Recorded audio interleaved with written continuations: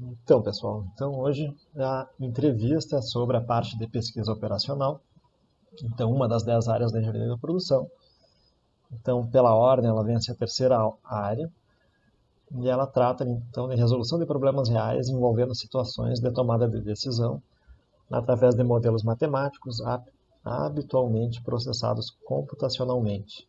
Então, aplica conceitos e métodos de outras disciplinas científicas na concepção, no planejamento e na operação de sistemas para atingir seus objetivos. Procura, assim, introduzir elementos de objetividade e racionalidade nos processos de tomada de decisão, e sem descuidar dos elementos subjetivos e do enquadramento organizacional que caracterizam os problemas. Então, pessoal, é um texto longo, mas na minha opinião ele super caracteriza ali toda a abrangência da área de pesquisa operacional. E dentro dela a gente tem ali sub-áreas, 7 sub-áreas. Então, modelagem, simulação e otimização, programação matemática, processos decisórios, processos estocásticos, teoria dos jogos, análise de demanda e, mais recentemente introduzido, como sub-área, inteligência computacional. E aí, para falar desse assunto, então a gente está aqui com o Felipe Soares, engenheiro de produção formado, então tem bastante experiência nessa área, experiência internacional, e aí ele está aí para falar um pouquinho também da experiência dele, aí com essa área muito interessante e falar, claro, da área de DPO. Então, Felipe, aí, com a palavra, agradecendo de antemão também o tempo aí e disponibilidade para falar um pouquinho para a gente. Bom, primeiro eu agradeço o Ricardo pelo convite. É bem legal ser lembrado nessa área. E só para começar, para me apresentar rapidinho, eu sou Felipe, eu sou formado em engenharia de produção e fiz mestrado na produção também e fiz um segundo mestrado em computação também, porque fui mudando um pouquinho de área. E o meu foco sempre foi mais a parte quantitativa da engenharia de produção. Então, sempre voltei meu interesse para a área de pesquisa operacional, mas também já trabalhei em outras áreas, por exemplo, como processos de compras e mais a parte de gestão mesmo. E dentro da área de pesquisa operacional, eu acredito que é um dos principais pontos que o engenheiro de produção pode se diferenciar de outras áreas que também têm esse conhecimento. Por exemplo, o pessoal da matemática e da física, eles aprendem muito sobre estatística e sobre otimização, mas eles acabam não tendo o conhecimento e digamos, a versatilidade do engenheiro de produção em entender o ambiente da empresa, entender os problemas e também entender o que é fácil e o que é difícil de implementar. Então, o exemplo clássico, e que vocês vão ouvir, digamos que para o resto do curso, praticamente, é a tal da famosa curva do 80-20%. Então, às vezes o matemático, o próprio engenheiro de produção, chega com uma solução ótima, que te garante 90% de ganho, mas ela é muito difícil de ser implementada. E com uma solução subótima, tu consegue 80% que todo mundo vai aderir. Então, durante todo o curso, a gente aprende, digamos, a identificar quais são essas áreas, essas facilidades ou não. E aí que entra a parte do conhecimento subjetivo que a gente é, digamos, treinado durante toda a faculdade a identificar. Então, acho que é muito importante, além de saber operacionalizar esses métodos da pesquisa operacional, também entender como isso vai entrar na empresa. Então, por exemplo, um caso que eu acho bem interessante, eu trabalhei com otimização de preços. Ou seja, é um problema clássico da economia, que é, conforme tu muda o preço, tu consegue ajustar a tua demanda. Ou seja, se tu aumenta muito o preço, a tua demanda vai cair.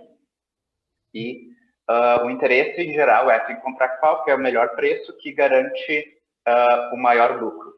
Isso não quer dizer o preço que vai aumentar muito a tua demanda. Tu pode optar por uma demanda menor que vai garantir a tua operacionalização.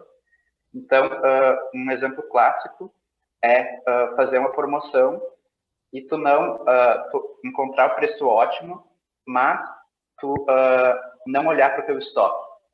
Então, de nada adianta tu garantir que tu vai vender 2.000 unidades e tu não ter no teu estoque 2.000 unidades. Então, isso vai ser pior do que não fazer nenhuma promoção, por exemplo, porque tu vai deixar o cliente frustrado, tu vai criar uma imagem ruim que a tua empresa não é capaz de atender a demanda, e o que era para ser bom acaba tendo um resultado muito pior. Então, acho que é bem interessante esse exemplo. E também o exemplo que foi exatamente o que eu trabalhei, era criar um modelo matemático para otimizar os preços. Mas se o teu modelo matemático não é interpretável, ninguém vai acreditar que aquilo, por mais que tu consiga provar com números, é muito difícil tu encontrar alguém que vá aceitar aquela sugestão sem entender o porquê. Então, eu acho que isso é bastante interessante também. Pensar no lado do usuário, no lado final do tomador de decisão, que precisa, muitas vezes, reportar para o chefe, para a diretoria, como é que a decisão foi tomada.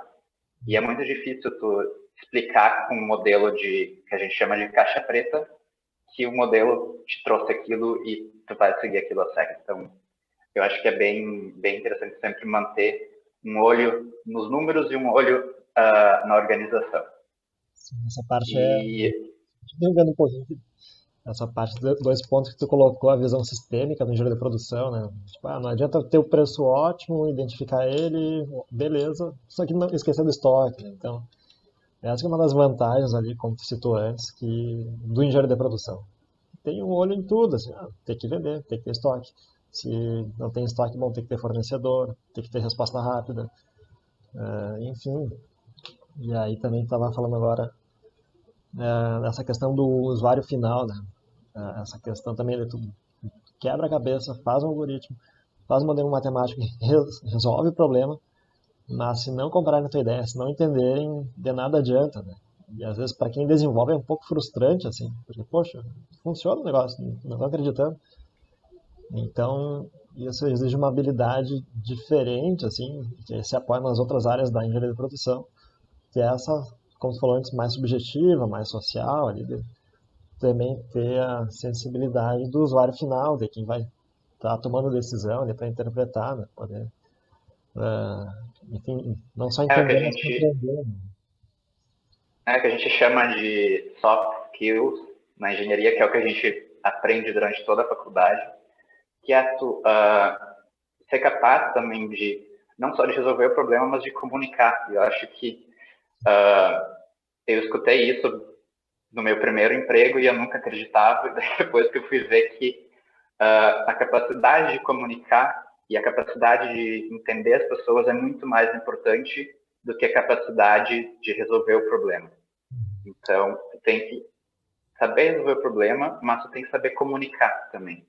E isso é o que também nos diferencia de matemáticos, físicos, enfim. Eles não têm no currículo deles disciplinas específicas que a gente tem, como gestão de pessoas. Na própria gestão da qualidade, a gente acaba entendendo a importância de trazer as pessoas para dentro do teu problema e para dentro da tua área. Então, eu acho que isso é muito, muito importante. E a gente também não pode... e isso não é só da pesquisa operacional, eu diria, acho que todas as áreas de engenharia de produção, a engenharia de produção se caracteriza, como tu mesmo disse, por essa visão sistêmica.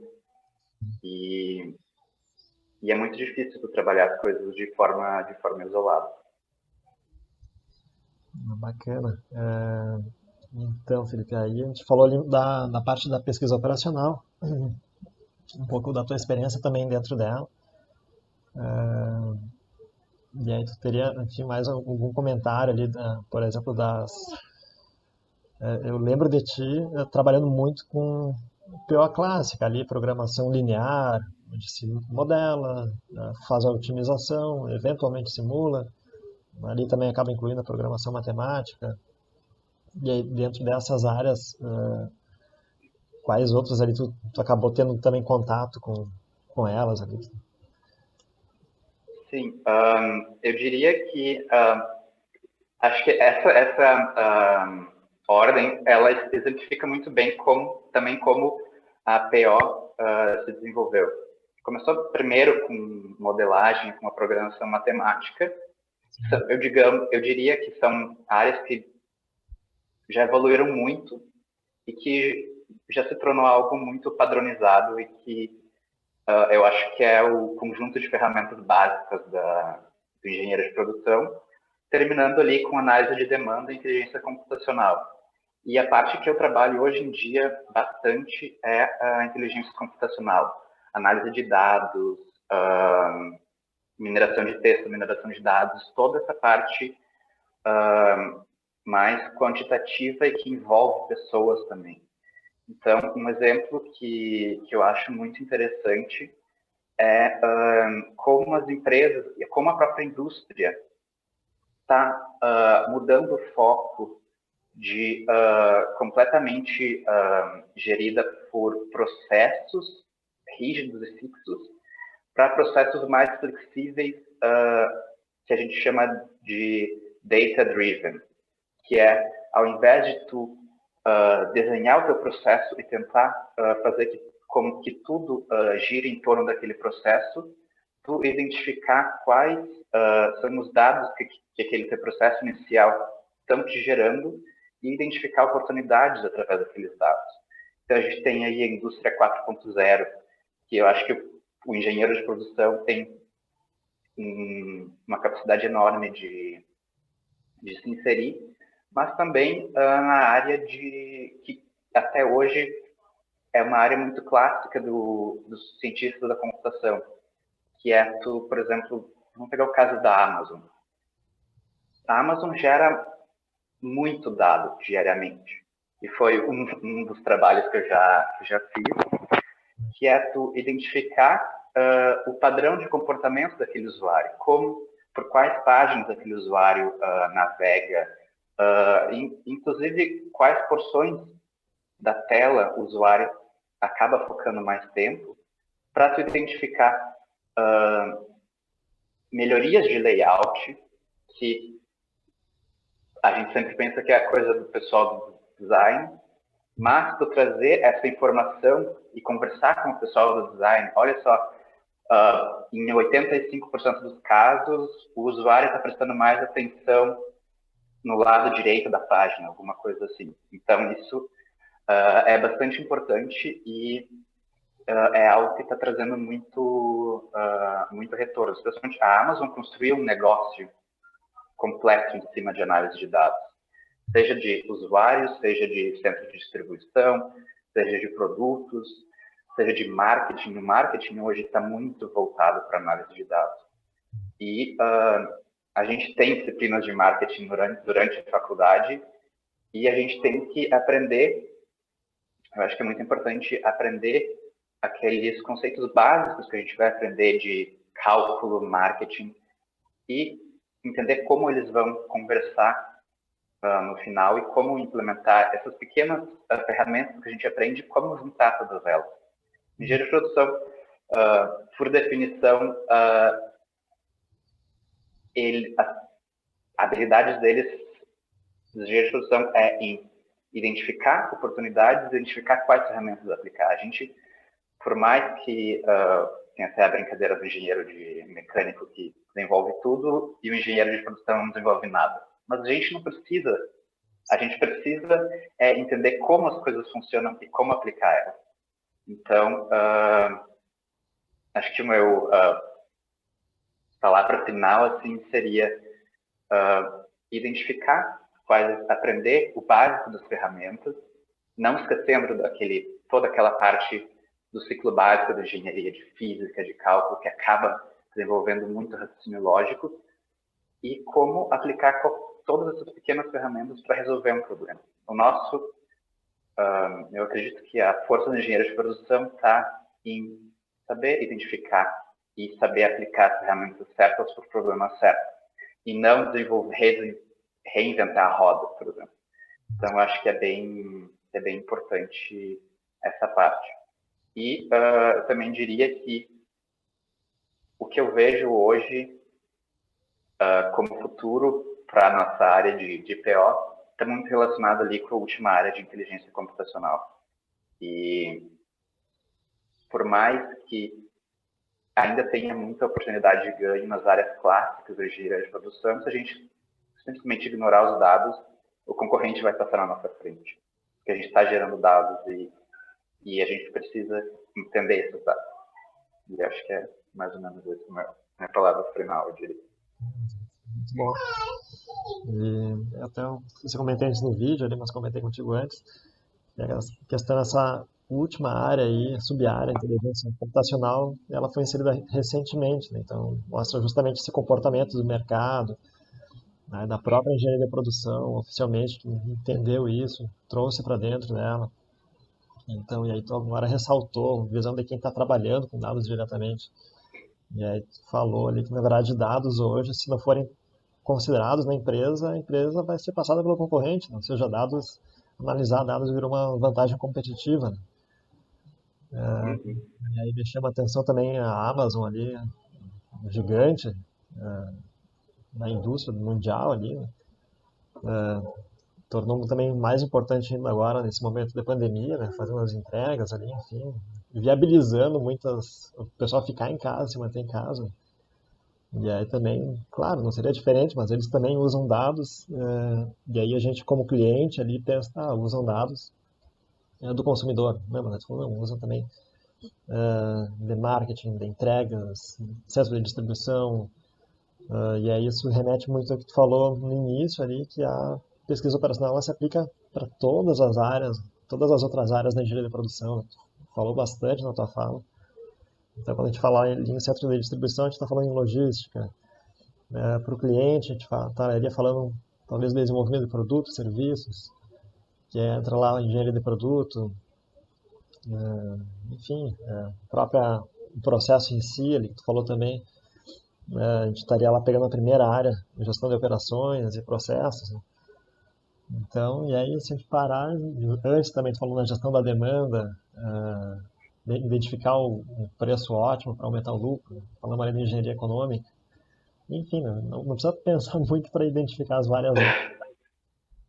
E aí, assim, a gente vai indo ali, e tudo isso como trabalha com pessoas, né? É pessoas, hoje os dados ali, eles estão querendo entender qual é o comportamento das grandes massas ali, o que se identifica no padrão desses vários dados, né? Como processar isso, que é o tal do data mining ali, né? Data mining. Uhum. Enfim, é algo importante.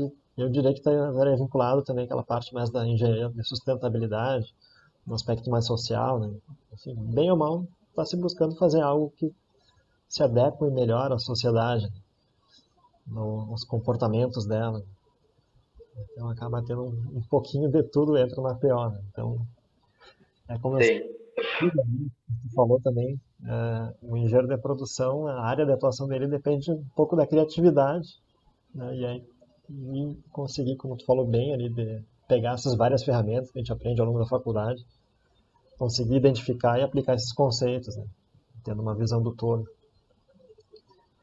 sim. Agora que tu falou em criatividade, eu acho que o que define um engenheiro, qualquer que seja um engenheiro, é a criatividade. Então, é muito importante que a gente seja criativo e acho que até tinha comentado contigo antes do vídeo começar que tudo que a gente aprende na faculdade, como a gente for aplicar, é tudo diferente. A demanda não segue aquela curva que a gente aprendeu. A gestão de riscos, os riscos não têm aquela probabilidade triangular que a gente estava esperando. É tudo completamente diferente. Então a gente tem que ser criativo e ser capaz de entender quais são aquelas ferramentas e como integrar essas ferramentas. Sim. E às vezes é um pouco frustrante que, nossa, eu estudei tudo isso na faculdade e nada é daquela forma. Mas a gente estuda tudo de uma forma simplificada para a gente conseguir, usando a nossa criatividade, depois modificar o que precisar ser modificado. Então, Claro. acho que é bem, bem importante ressaltar. Esse ponto é bem importante também ali. E também, se a gente fosse dar todo esse nível de complexidade em cada disciplina, né? Nossa, acho que a gente ia se formar em 20 anos ali. Se a gente for ver ali, quando tu falou, as curvas de demanda são diferentes das simplificadas, a curva de risco não é triangular, é outro padrão. Se a gente fosse cada disciplina entrar nesse emaranhado que é, né, acho que teríamos poucos engenheiros de produção formal. Sim. Um pouco natural, né? Então, quando a gente vai ensinar, a gente tem que simplificar um pouco. Né? Lembrando que todo mundo que está fazendo, como tem 10 áreas, nem todo mundo, por exemplo, se a gente for pegar a disciplina do DPO, se a gente for entrar num nível profundo, hard, com todos esses detalhes que tu vê na prática, aqueles que não têm muita vocação para PO vão abandonar o curso, né? Por causa da PO. Então, de uma certa forma, a gente tem que simplificar e aí dando essas ferramentas básicas para depois cada um se aprofundar, né? E isso que eu vejo muito, assim. Então, quem sai da faculdade, depois para a área que entrou, se aprofunda, né? E o teu caso é um exemplo bem claro disso, que além de tu ir para a parte prática, ali tu também buscou um aprofundamento acadêmico também, né? Fez mestrado em engenharia computacional, então, legal isso, né? Então, bom, é essa área que eu quero, vou me aprofundar mais, né? Então, isso é muito bom. E aí exemplifica bem o que tu acabou de falar. Mas é isso, Felipe. Eu acho que da nossa conversa, não sei se tem mais um ponto a colocar. Uh, eu não sei se tem alguma pergunta adicional, alguma coisa que gostaria de comentar. Pois é. O que eu ia perguntar? Uma coisa, dado o contexto, assim, a pandemia teve algum impacto assim, no teu trabalho, além dos impactos óbvios, né, ficar no home office, como a gente está fazendo agora, mas o impacto, digamos assim, houve uma mudança aonde eu trabalho, ali, os dados passaram a se comportar de uma forma completamente diferente. Algo assim que o evento marcante, a pandemia modificou tal área do teu trabalho ali. Houve algo do tipo, assim, ou foi mais sutil? Eu acho que teve, na minha área, está sendo o efeito contrário da maioria das outras áreas, assim. Que eu, tenho, eu até estava conversando com uns amigos que só essa semana agora eu recebi 2 e-mails de emprego na área específica de modelagem. Então, eu acho que está todo mundo buscando se adaptar, por mais que esses contextos seja não sei se vai ser temporário ou não, tem toda essa incerteza, todo esse que a gente chamaria de risco atribuído, e acho que está todo mundo tentando entender como é que a sociedade está se comportando, tentando modelar esse novo comportamento. Porque todos os dados que a gente tinha, eles não servem mais. Então a gente tem que começar a remodelar essa curva. E isso é bem difícil para as empresas que não têm uma estrutura de ser data-driven, de ser levadas pelos dados. Então acho que foi o efeito um pouco contrário assim, do que o pessoal está vendo de indústria caindo muito a produção. Então, é bem diferente. São oportunidades, eu diria. E até o que eu E vejo. acho que a própria logística também está muito... Que eu consigo ver outras pessoas também muito focadas Sim. em garantir entrega e toda essa parte, porque tudo está funcionando online agora. E um exemplo bastante interessante que eu sempre converso com algumas pessoas é a importância do engenheiro de produção na gestão pública, que eu acho que isso é uma coisa que está um assunto até na URGS, tem um curso de mestrado em gestão pública, e aqui na Inglaterra a gente está vendo uma certa falta de planejamento de como tratar, seja na parte de saúde, seja na parte social, o usuário final. Então, eu sempre digo, falta um engenheiro de produção ali para fazer todas as áreas conversarem. E ninguém está conversando. Então, eu acho que é uma coisa muito simples, diria simples, é uma simplificação isso, mas são ferramentas que a gente aprende que claramente não estão sendo aplicadas. Sim. E tu vai pegar casos de bom desempenho é onde essas ferramentas estão sendo aplicadas, Alemanha, Nova Zelândia. Então, eu acho que o engenheiro de produção está sendo bastante requisitado durante essa pandemia. Que bacana, que bom. Bom ouvir isso, né? Bom saber porque a gente é a nossa área ali. Mas bacana, Felipe, muito bom, boas colocações, muito bem explicado e bem exemplificada essa área da pesquisa operacional, também bem contextualizada, né? Uhum. Enfim, te agradeço aí por todo esse tempo dedicado, então essa distância aí que nos faz agora fica perto, mesmo distante. Então, essa é uma das vantagens aí também, da diversidades positivas aí da pandemia, né? Mas enfim, Sim, com certeza. te agradeço aí todo esse tempo.